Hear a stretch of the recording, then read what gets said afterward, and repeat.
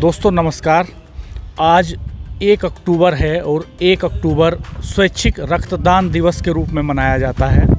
हमारे साथ साइकिल वाले डॉक्टर साहब हैं, डॉक्टर अनिल नौसरान, जो मेरठ आईएमए के सचिव हैं, और आज इन्होंने पूरे शहर में एक जागरूकता रैली निकाली है और बहुत शानदार, बहुत ज़बरदस्त रैली। और उस रैली में एनसीसी के कैडेट्स शामिल रहे, डॉक्टर शामिल रहे, अनेक गणमान्य जागरूक लोग उसमें मौजूद रहे रैली में। और पूरे शहर की सड़कों पर नारेबाजी करते हुए जोशो खरोश के साथ डॉक्टर साहब ने रैली निकाली है।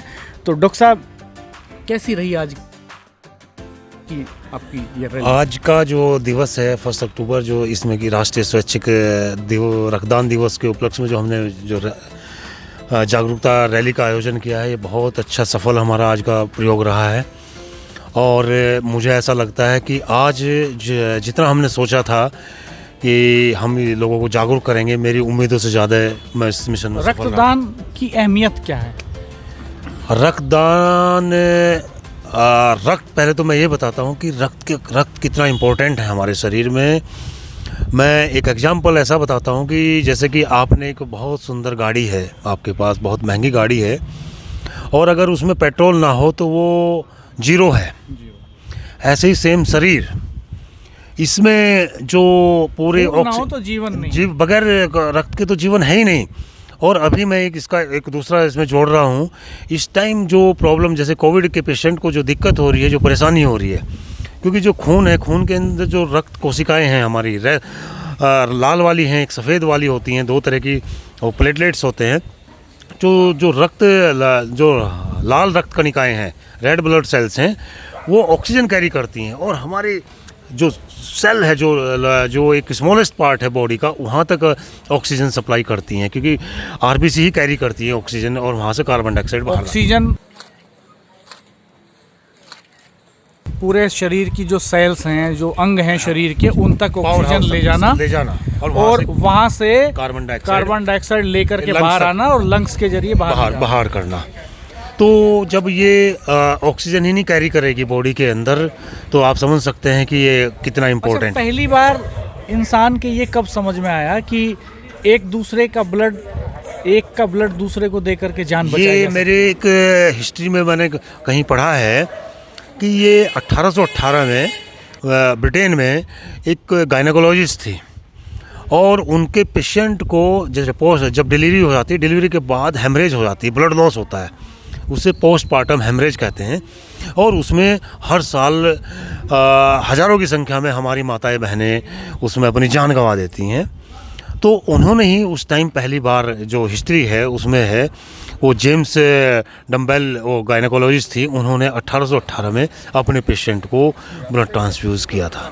अच्छा, पहली बार उनके ये समझ में आया कि अगर ब्लीडिंग किसी को ज़्यादा हो जाए तो किसी दूसरे का ब्लड लेकर के दिया जा सकता है। और जो ब्लड डोनेट करता है उसकी जान को भी कोई खतरा नहीं है। बिल्कुल नहीं है। मैं बताना चाहूँगा कि हम जितने भी स्वस्थ लोग हैं, जो 50 किलो से ज़्यादा का वज़न है, 18 से 60 साल की उम्र है, और उनका हीमोग्लोबिन 12 ग्राम से ज़्यादा है, वो सब लोग हर तीसरे महीने 1 यूनिट ब्लड डोनेट कर सकते हैं। और कोई फ़र्क से उससे कोई फ़र्क। मैं अभी एक एग्जांपल आपको बताऊंगा कि अभी मैं 14 मार्च को मैं मेरठ से मुंबई की साइकिल यात्रा की थी। 20 को वहाँ पहुँचा था, लॉकडाउन हो गया तो 21 को बैक में मेरठ आ गया था। और 23 तारीख को, क्योंकि शहीद दिवस था, मैंने यहाँ मेरठ में एक शहीद दिवस के उपलक्ष्य में एक ब्लड कैंप का आयोजन किया हुआ था। तो और उस दिन मंडे था, और मैं मंडे को लगा रेगुलर, मुझे नहीं याद है कब से मैं फास्ट रखता हूँ, मैंने उस दिन ब्लड डोनेट किया। और आप बिलीव नहीं कर सकते, मुझे लेस मात्र भी, मुझे कुछ भी नहीं पता लगा कि मैंने ब्लड डोनेट किया है। तो ये, जैसे अगर हम बात करें इंडिया की, तो क्या कोई ऐसा कुछ आप बता सकते हैं, ऐसी कोई बात कि कितने लोगों की जान बचाई जा सकती है ब्लड डोनेट करने के जरिए? तो हर साल अभी भी मैं एक अपने कंट्री का एक डेटा 2016 का बताता हूँ कि जो हमारी हेल्थ एंड फैमिली वेलफेयर जो मिनिस्ट्री है, उनका 2016 का एक डेटा मेरे पास है, जिसमें कि 10.9 मिलियन यूनिट डोनेट की गई पूरे कंट्री के अंदर, और रिक्वायरमेंट थी हमारे यहाँ 12 मिलियन यूनिट तो की। यानी कितने? 2 मिलियन यूनिट और अराउंड जो है वो कम डोनेट हुआ। कम डोनेट, और कितने लोग सफ़र किए होंगे, हाँ। ये आप सोचने का विषय है। और मैं एक और चीज़ बताना चाहूँगा, लोगों के अंदर एक हिच होती है, एक ये होता है कि मैं ब्लड डोनेट कर दूँ, डर होता है कई बार कि मुझे वीकनेस आ जाएगी, कमजोरी आ जाएगी। नहीं, हर जो आदमी, एक हेल्दी आदमी होता है, उसके अंदर 70 ml पर केजी वेट के हिसाब से उसके अंदर ब्लड होता है। अमूमन एवरेज एक 70 किलो हम मान के चलते हैं, तो अराउंड 5 लीटर ब्लड रहता है। और उस 5 लीटर का 30% 35% हमारे सर्कुलेशन में रहता है, जो रेस्ट है 65% वो हमारे स्टोरेज में रहता है, पूल्स में पड़ा रहता है।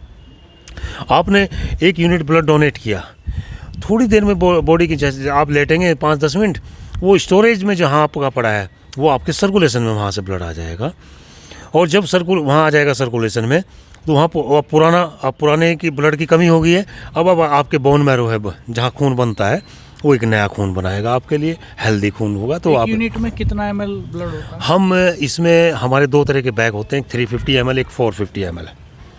तो हम हेल्थ के ऊपर उसके हिसाब से उसको यूज़ कर लेते हैं। हेल्दी है बढ़िया फर्स्ट क्लास, उसका हीमोग्लोबिन है 445 वाली यूनिट, और 350 होता है तो 350 वाली। अच्छा, ब्लड डोनेट करने से पहले बहुत सारे टेस्ट भी करते होंगे आप? हम जो ब्लड डोनेट करने से पहले उसका फिजिकल एग्जामिनेशन करते हैं, उसको कोई कंप्लेंट तो नहीं है, कोई दवाई तो नहीं लेता है, वो फीवर तो नहीं है, और सर जो हमारा जो इम्पोर्टेंट चीज़ है जो हम लेते हैं, उसका वेट जो हम, क्योंकि अगर अंडर 50 है तो हम उसको रिजेक्ट करेंगे, डिफरल होगा उसका। और अगर उसका हीमोग्लोबिन अगर 12 से कम है तो हम उसको रिजेक्ट कर देते हैं। अगर इसमें सब चीज़ों में पास होता है, उसके बाद हम उसका ब्लड लेते हैं। ब्लड लेने के बाद ब्लड बैंक में उसके 5 जो इन्फेक्शस डिजीज़ हैं, जैसे मलेरिया है, सिफिलिस है, हेपेटाइटिस बी है, हेपेटाइटिस सी है, और HIV जो कि आज अभी भी उसका क्योर नहीं है, इन सब चीज़ों को टेस्ट करते हैं।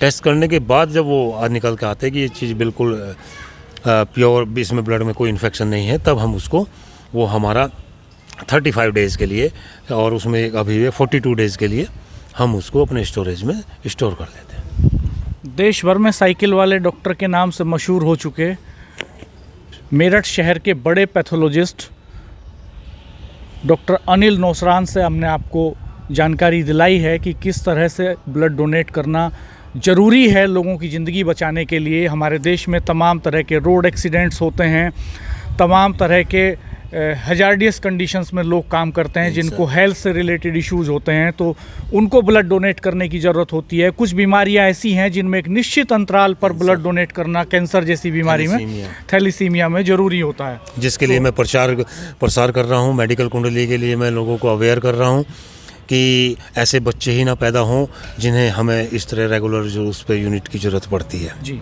अब मैं आपके चैनल के माध्यम से, क्योंकि आज इतना शुभ ये ऐसा दिन है जिसको हमने, क्योंकि हर किसी का मिशन यही है कि हमारा कंट्री हेल्दी हो, हमारा पूरा विश्व हेल्दी हो, उसी में यही एक जागरूकता अभियान चालू किया। और हमारा स्लोगन है, आओ चलो रक्तदान करें, किसी अनजान को जीवन दान करें।